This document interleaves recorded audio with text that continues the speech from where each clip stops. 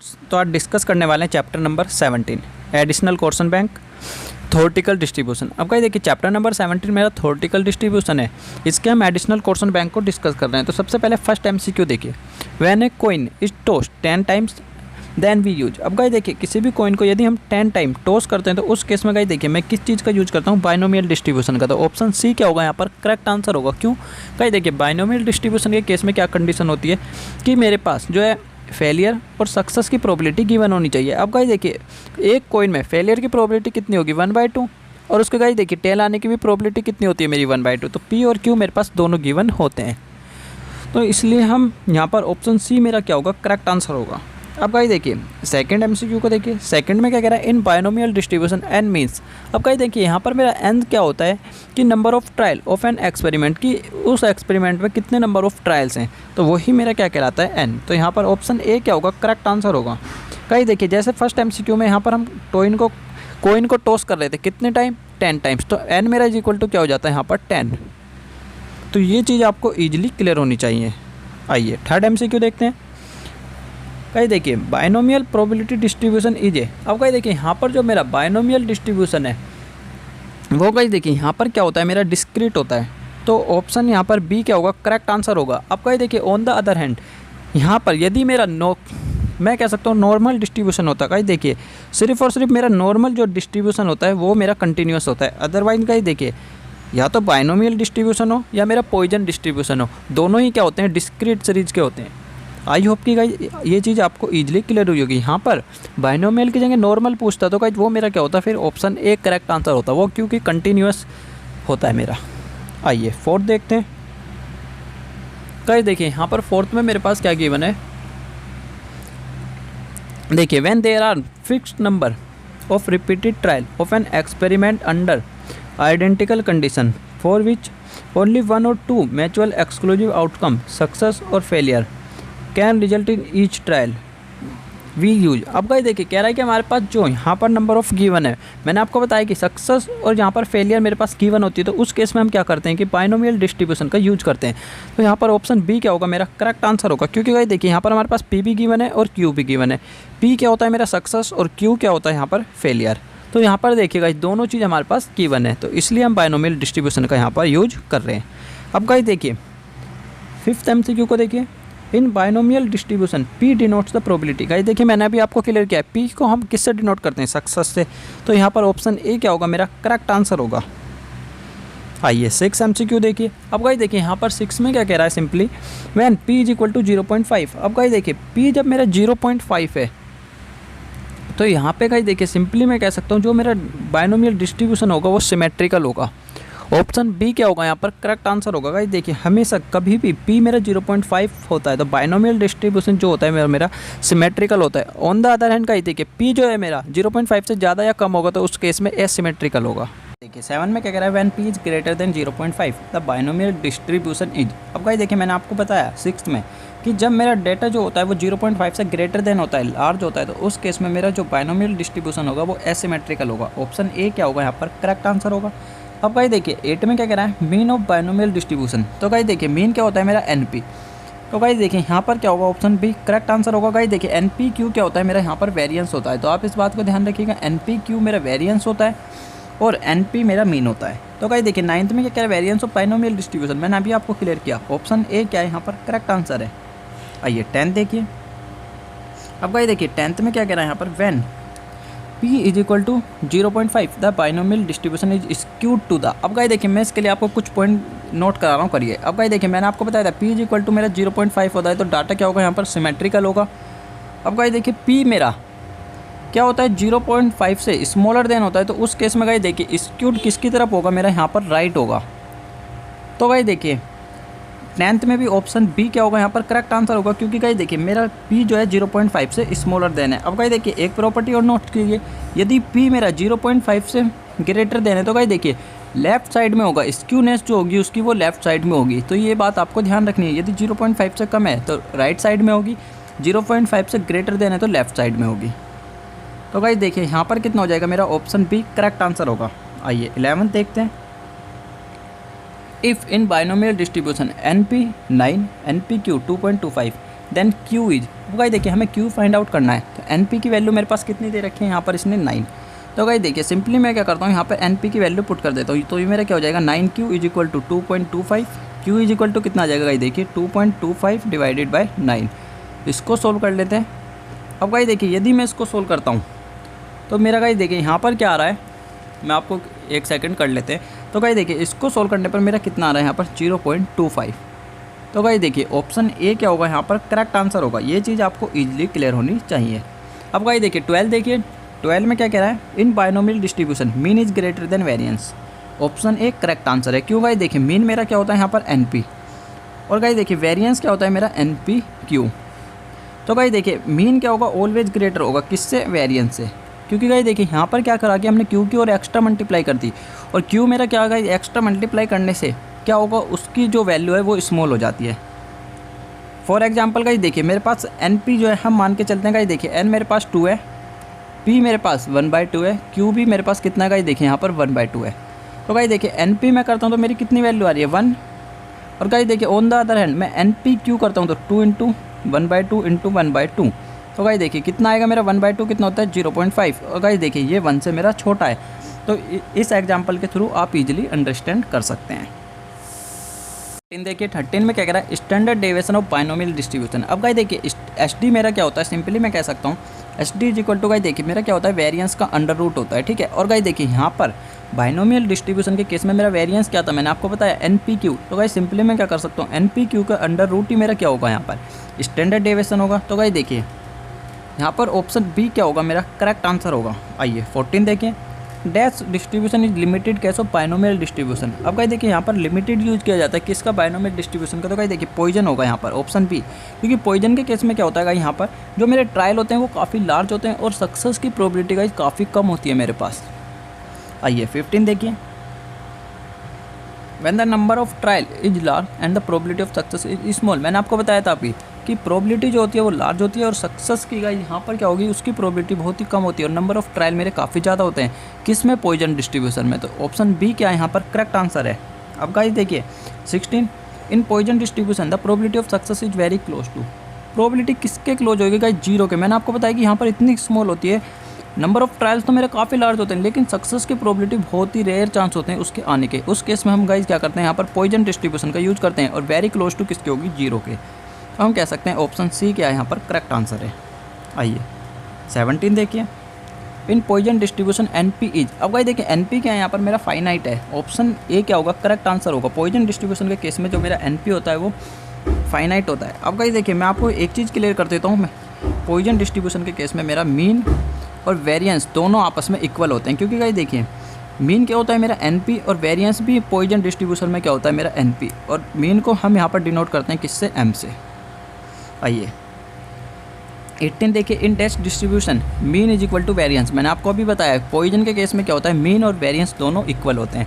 तो option C क्या होगा यहाँ पर करेक्ट आंसर होगा। आइए 19 देखिए, गाइस देखिए 19 में यहाँ पर हम सिंपली कह सकते हैं in Poisson distribution mean is equal to. अब गाइस देखिए मीन क्या होगा मेरा इज इक्वल टू, मैंने आपको बताया M होता है मेरा यहाँ, या हम इसको कह सकते हैं NP भी कह सकते हैं। एक सेकंड गाइस, हाँ ठीक है गाइस, तो यहाँ पर हम इसको NP भी कह सकते हैं। और गाइस देखिए तो इसलिए ऑप्शन बी क्या होगा मेरा करेक्ट आंसर होगा। लेकिन गाइस देखिए यहाँ पर आपके मॉड्यूल में ए दे रखा है, लेकिन ए इसका करेक्ट आंसर नहीं होगा। पॉइजन डिस्ट्रीब्यूशन जो होगा इज इक्वल टू किसके होता है मेरा यहाँ पर NP के होता है।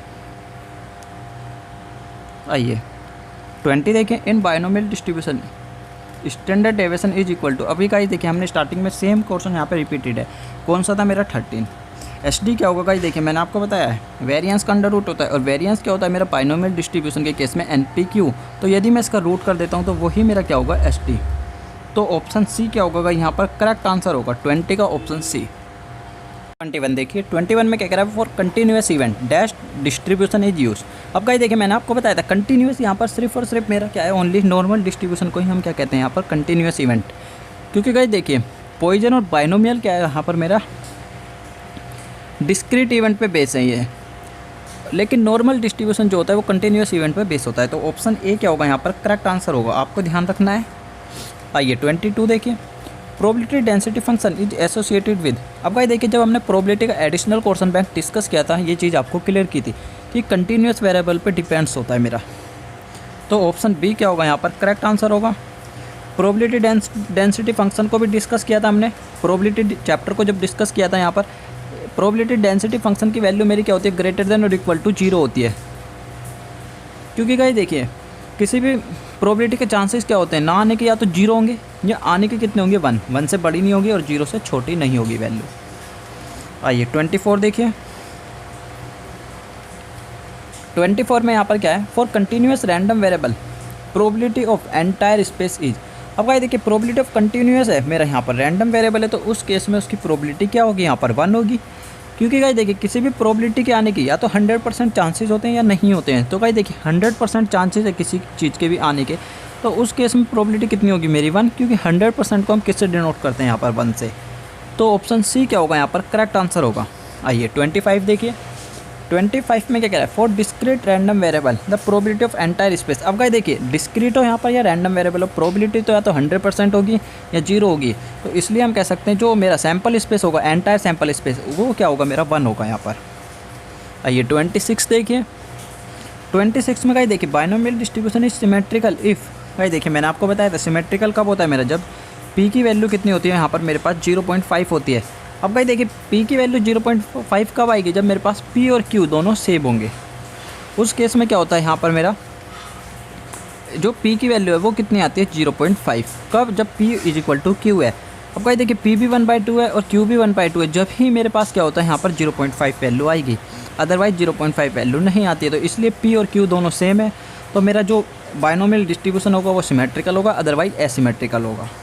7 देखते हैं, 27 में कह रहा है Poisson distribution tend two symmetrical if the mean value. अब गाइस देखिए, मीन वैल्यू जब मेरी हाई होती है, जब मेरा डाटा क्या होता है सिमेट्रिकल होता है। किस केस में, पॉइजन डिस्ट्रीब्यूशन के केस में। मैंने आपको बाइनोमियल डिस्ट्रीब्यूशन के केस में बताया था कि कब सिमेट्रिकल होता है, जब मेरी पी की वैल्यू कितनी होती है 0.5।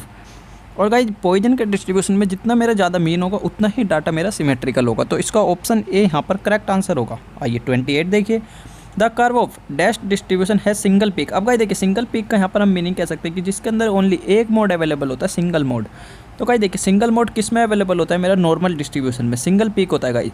तो ऑप्शन सी क्या होगा, इसका करेक्ट आंसर होगा। क्योंकि गाइस देखिए, यहाँ क्या होता है मेरा, इस तरीके से जो है मेरा बेल शेप्ड कर्व होता है नॉर्मल डिस्ट्रीब्यूशन का। 29 देखिए, the curve of dash distribution is unimodal and bell shape with the highest, देखिए guys, with the highest point over the mean. अब गाइस देखिए, highest point over the mean मैंने आपको बताया ये कर्व होता है। और गाइस देखिए, यहाँ पर क्या होता है, मेरा मीन होता है। ये दो पार्ट्स में पूरे चार्ट को जो है, पूरे हम कह सकते हैं कर्व को जो है डिवाइड कर देता है, ठीक है। अब गाइस देखिए, यहाँ पर जब कर्व को डिवाइड करता है तो इसका टोटल एरिया कितना हो जाएगा, जब ये 0.5 इधर 0.5 इधर है, तो कंप्लीट एरिया कितना हो जाएगा मेरा 1। और गाइस देखिए, हाईएस्ट पे यहाँ पर क्या, ये मीन है जो कि कंप्लीट डाटा को 2 पार्ट्स में डिवाइड कर रहा है और इसमें सिंगल मोड अवेलेबल होता है। और गाइस देखिए, बेल शेप्ड भी है, तो क्या होगा यहाँ पर ऑप्शन बी करेक्ट आंसर होगा। नॉर्मल डिस्ट्रीब्यूशन के केस में ये सब कंडीशन फॉलो होती है। आइए 30 देखिए, because of symmetry of normal distribution the median and mode have the dash value of as that of the mean. अब गाइस देखिए, यहाँ पर नॉर्मल डिस्ट्रीब्यूशन एक ऐसा डिस्ट्रीब्यूशन है जिसमें मेरा मीन हो, मीडियन हो या मोड हो, तीनों इक्वल होते हैं। गाइस देखिए, यदि मेरा 2 मीन की वैल्यू 2 है तो मीडियन मोड भी 2 होगा और मीडियन भी मेरा कितना होगा 2 होगा। ये चीज़ें आपको पता होनी चाहिए सिंपली। तो गाइस देखिए, यहाँ पर जो मेरा मीन हो, मीडियन हो या मोड हो, तीनों क्या होंगे यहाँ पर सेम होंगे। ऑप्शन सी करेक्ट आंसर होगा। आइए 31 देखिए, 31 में क्या कह रहा है, for normal distribution the total area under a normal curve. मैंने अभी आपको बताया गाइस देखिए, यहाँ क्या होता है, ये 2 पार्ट्स में डाटा मेरा डिवाइड रहता है, किसमें, नॉर्मल डिस्ट्रीब्यूशन के केस में 0.5, तो कंप्लीट एरिया मेरा कितना हो जाएगा 1। तो यहाँ पर देखिए ऑप्शन बी करेक्ट आंसर होगा। आइए 32 देखिए, 32 में क्या कह रहा है, in normal distribution the probability has the maximum value. अब गाइस देखिए, प्रोबेबिलिटी की मैक्सिमम वैल्यू कहाँ पर होगी, इसमें मीन के केस में होगी। ऑप्शन बी यहाँ पर करेक्ट आंसर होगा। क्योंकि गाइस देखिए, मेरा यहाँ पर मैंने आपको क्या बताया था कि मैक्सिमम वैल्यू कहाँ पर है, ये क्या है, मेरा मीन है। और ये चीज़ आपको ईजिली क्लियर होनी चाहिए। तो ऑप्शन बी यहाँ पर करेक्ट आंसर है। आइए 33 देखिए, 33 में क्या कह रहा है, in normal distribution the probability decrease gradually on other side of the mean but never touch the x axis. अब गाइस देखिए, मैंने आपको ये कर्व बताया था गाइस, जो ये कर्व होता है ना, मेरा कभी भी एक्स एक्सिस को टच नहीं करता है। तो ये जो मेरी स्टेटमेंट है ये ट्रू होगी। तो ऑप्शन ए यहाँ पर करेक्ट आंसर है। अब गाइस देखिए, what ever may be by the parameter of dash distribution it has the same shape. अब गाइस देखिए यहाँ पर क्या होता है कि सेम शेप किसकी होनी चाहिए, कह रहा है डैश डिस्ट्रीब्यूशन की सेम शेप होती है। तो गाइस देखिए किस केस में मैं कह सकता हूँ कि जो उसके पैरामीटर हैं उनकी सेम शेप होगी। आइए गाइस देखते हैं, यहाँ पर करेक्ट आंसर होगा। नॉर्मल डिस्ट्रीब्यूशन के केस में क्या होता है गाइस, उनकी पैरामीटर जो होते हैं उनकी सेम शेप होती है। तो ऑप्शन ए यहाँ पर करेक्ट आंसर है। अब गाइस देखिए 35 को देखते हैं। In standard normal distribution, guys इस क्वेश्चन को जो है आप कट कर दीजिए इस एमसीक्यू को, क्योंकि गाइस देखिए यहाँ पर मेरे पास कंप्लीट डाटा अवेलेबल नहीं है। क्योंकि गाइस देखिए इनने सारे ऑप्शन में मीन और एसडी की वैल्यू मेरे पास दे रखी है, और मीन और एसडी मैं कब कैलकुलेट कर सकता हूँ, जब मेरे पास एन की वैल्यू, पी की वैल्यू और क्यू की वैल्यू अवेलेबल हो। लेकिन इस क्वेश्चन में मेरे पास इन किसी की भी वैल्यू गिवन नहीं है। तो भाई यहाँ से आप इस क्वेश्चन को कट कर दीजिए। आइए 36 देखते हैं। अब गाइस देखिए 36 में क्या कह रहा है, the number of method for fitting a normal कर। अब गाइस देखिए नॉर्मल कर को फिटिंग के हमारे कितने मेथड होते हैं, यहाँ पर 2 मेथड अवेलेबल होते हैं। तो ऑप्शन बी क्या होगा यहाँ पर करेक्ट आंसर होगा। 37 देखते हैं। 37 में देखिए गाइस क्या कह रहा है, dash distribution is the symmetrical around T is equal to 0। अब गाइस देखिए सिमेट्रिकल डिस्ट्रीब्यूशन के मुझे बारे में बताना है, और टी मेरा क्या है, इज इक्वल टू 0 है। तो गाइस देखिए ये क्या होगा, ऑप्शन डी करेक्ट आंसर होगा, टी डिस्ट्रीब्यूशन होगा। लेकिन गाइस ये आपके कोर्स में अवेलेबल नहीं है, तो आईसीआई इसको एग्जाम में नहीं पूछेगा, लेकिन फिर भी आपको पता होनी चाहिए कि टी इज इक्वल टू जब मेरा 0 होगा तो वो डिस्ट्रीब्यूशन क्या होगा, टी ही होगा। आइए 38 देखते हैं। गाइस देखिए 38 में क्या कह रहा है, as the degree of the freedom increase the dash distribution approaches the standard normal distribution. अब गाइस देखिए मैंने आपको अभी बताया, जब हमारी डिग्री क्या है कि फ्रीडम है उसको इंक्रीज होने की, तो उस केस में यहाँ पर मेरा क्या होता है गाइस देखिए, सिंपली मैं कह सकता हूँ कि मेरा जो डिस्ट्रीब्यूशन होगा टी डिस्ट्रीब्यूशन होगा। क्योंकि गाइस देखिए टी इज इक्वल टू मेरा यहाँ पर 0 है। तो गाइस देखिए अभी हमने फर्स्ट एमसीक्यू में देखा था टी इज इक्वल टू 0 था। अब गाइस यहाँ कह रहा है कि टी इज इक्वल टू हमारा क्या है कि इंक्रीज हो सकता है किसी भी वैल्यू से, फ्रीडम है उसको इंक्रीज होने की, उसकी डिग्री को। तो गाइस देखिए सिंपली यहाँ पर क्या होगा, मेरा टी डिस्ट्रीब्यूशन ही होगा। क्योंकि गाइस देखिए बाइनोमियल हो, पॉइजन हो या नॉर्मल हो, उसमें क्या है कि मेरे पास जब तक सफिशेंट पैरामीटर अवेलेबल नहीं होंगे, जब तक वो इंक्रीज और डिक्रीज नहीं होगा। आइए 39 देखिए। 39 में क्या कह रहा है, dash distribution is asymmetrical to the horizontal axis. अब गाइस देखिए हॉरिजॉन्टल एक्सिस पे भी यही बात आती है यहाँ पर सेम। देखिए हॉरिजॉन्टल एक्स एक्सिस पे क्या है देखिए, सिमेट्रोपेटिक जो मेरा डाटा होगा वो गाइस देखिए ए सिस्टमैटिक कब होगा, गाइस देखिए ऑप्शन डी करेक्ट आंसर होगा यहाँ पर टी डिस्ट्रीब्यूशन। अब गाइस देखिए ये आपके कोर्स में नहीं है, इसलिए आप इनको इग्नोर भी कर देंगे तो कोई प्रॉब्लम आपको नहीं आएगी। क्योंकि सिर्फ और सिर्फ आपको क्या डिस्कशन करना है यहाँ पर, binomial distribution, normal distribution and Poisson distribution को हमें डिस्कस करना है यहाँ पे ओनली एंड ओनली। बाकी हमें कुछ डिस्कस नहीं करना है। तो ये चीज़ आपको ईजिली क्लियर हो जाएंगी गाइस जब आप ग्रेजुएशन में आगे जाएंगे, जब आप पढ़ेंगे इनको सब चीज़ों को डीप में। अभी कोई रिक्वायरमेंट नहीं है, सिर्फ और सिर्फ अभी आपको बेसिक क्लियर होना चाहिए। आइए 40 देखिए। 40 में देखिएगा क्या कह रहा है, डैश डिस्ट्रीब्यूशन है greater spread than the normal distribution कर। अब गाइस देखिए ग्रेटर स्प्रेड कौन होगा, मैंने आपको बताया कि यहाँ पर फ्रीडम होती है, जो मेरी टी की वैल्यू होती है वो टेंड्स टू इंक्रीज कभी भी हो सकती है। तो गाइस देखिए कौन होगा, यहाँ पर भी टी होगा। मेरा ऑप्शन ए क्या होगा यहाँ पर करेक्ट आंसर होगा। ये चीज़ें सब आपको क्लियर होनी चाहिए गाइस। यहाँ से मैं आपको बता देता हूँ, आपके लिए रेलिवेंट नहीं है। कहाँ से गाइस देखिए 37 से लेकर गाइस देखिए 40 तक आपके लिए रेलिवेंट नहीं है। आप चाहे तो इनको छोड़कर जा सकते हैं एग्जाम में। In binomial distribution if n infinitely large the probability of p occurrence of event is close to. अब गाइस देखिए यहाँ पर क्या है कि जो मेरे पास n की वैल्यू इन्फिनिटली लार्ज है, काफ़ी लार्ज है गाइस। तो देखिए उस केस में मेरी जो गाइस देखिए यहाँ पर p की वैल्यू होगी 0 होगी, और q की वैल्यू मैं कह सकता हूँ क्लोज टू 1 होगी। जो मेरा q है उसकी वैल्यू क्लोज होगी। क्योंकि गाइस देखिए यहाँ पर क्या है कि मेरी फेलियर की प्रोबेबिलिटी काफ़ी कम हो जाए, काफ़ी ज़्यादा हो जाएगी, और on the other hand success की प्रोबेबिलिटी काफ़ी कम होगी। क्योंकि गाइस देखिए जो मेरे इवेंट है वो काफ़ी लार्ज हैं। तो गाइस देखिए यहाँ पर ऑप्शन ए क्या होगा, करेक्ट आंसर होगा। आइए 42 देखिए, Poisson distribution approaches a normal distribution as N. अब गाइस देखिए एन यहाँ पर क्या है कि इंक्रीज इनफाइनाइटली। अब गाइस देखिए ये क्या एन क्या होता है, मेरा जो नंबर ऑफ इवेंट यहाँ पर हैपन हो रहे होते हैं। गाइस देखिए फॉर एग्जांपल मैं कॉइन को टॉस कर रहा हूँ 100 टाइम्स, 1000 टाइम्स, 2000 टाइम्स, तो वो क्या है गाइस मेरा एन है। तो गाइस ये कितना भी हो सकता है, इन्फिनिटली तक हो सकता है मेरा इंक्रीज, हम कितना भी कर सकते हैं इसको इनफाइनाइट तक। तो ऑप्शन ए यहाँ पर करेक्ट आंसर होगा। आइए 43 देखिए। 43 में सिंपली क्या कह रहा है, if neither P nor Q is very small but N sufficiently large. अब गाइस देखिए यहाँ पर क्या है कि एन की वैल्यू लार्ज है, लेकिन ना ही पी और ना ही क्यू क्या है कि यहाँ पर हमारा काफ़ी स्मॉल है।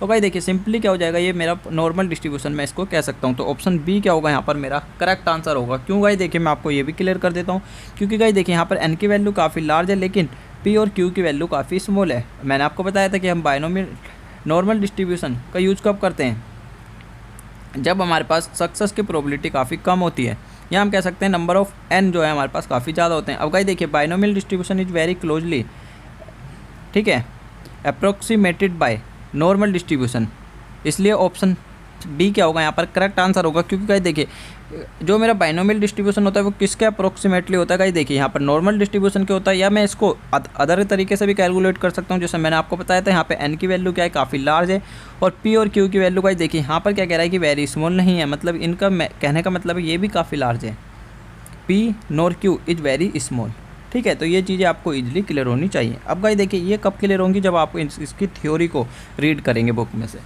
कंप्लीट थ्योरी को रीड कीजिए, ये सब बातें जो हैं आपको ईजिली क्लियर हो जाएंगी। आइए 44 देखते हैं। For discrete random variable x expected value ex होती है is defined as the sum of product of their different value and corresponding probability. अब गाइस देखिए यहाँ पर क्या है, कह रहा है कि जो सम ऑफ प्रोडक्ट है वो किसका होगा, कोरस्पॉन्डिंग होगा किसके, उसकी प्रोबेबिलिटी के। तो ऑप्शन एक करेक्ट आंसर है, ये करेक्ट होता है। आइए 45 देखते हैं। 45 में क्या कह रहा है, for probability distribution dash is expected value of x. अब गाइस देखें यहाँ पर एक्सपेक्टेड वैल्यू में सिंपली कह सकता हूँ कौन होती है, मेरी मीन होती है।